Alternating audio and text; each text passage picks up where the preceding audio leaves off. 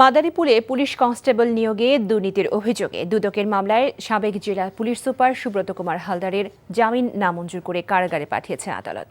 দুপুরে সিনিয়র জেলা ও দায়রা জজ নূর মোহাম্মদ শাহরিয়ার কবির এই আদেশ দেন। এর আগে সুব্রত কুমার হালদার উচ্চ আদালত থেকে ৩ মাসের জামিনে ছিলেন।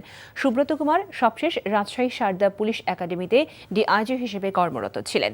দুদক জানায় ২০১৯ সালে পুলিশে ট্রেইনি রিক্রুট কনস্টেবল পদে দুর্নীতির অভিযোগে এই মামলা করে তারা।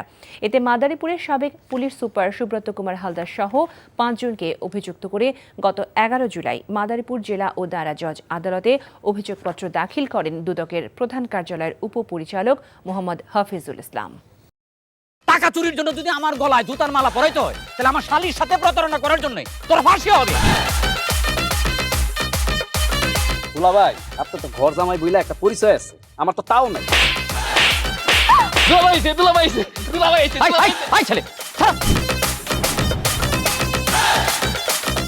রাজনৈতিক ফ্যামিলির মেয়ে হয়ে ওই কাজ করবে।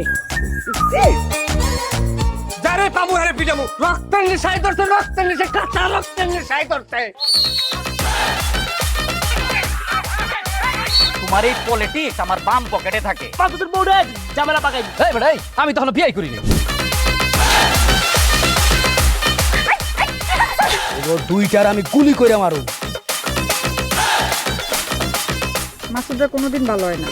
আপনার পোশাক আশাক দেখে কিন্তু আপনার তালুকদার বংশের লোক মনে হয় না আব্বা, আপনার মনে হয় যে আপনি ফকির বংশের লোক।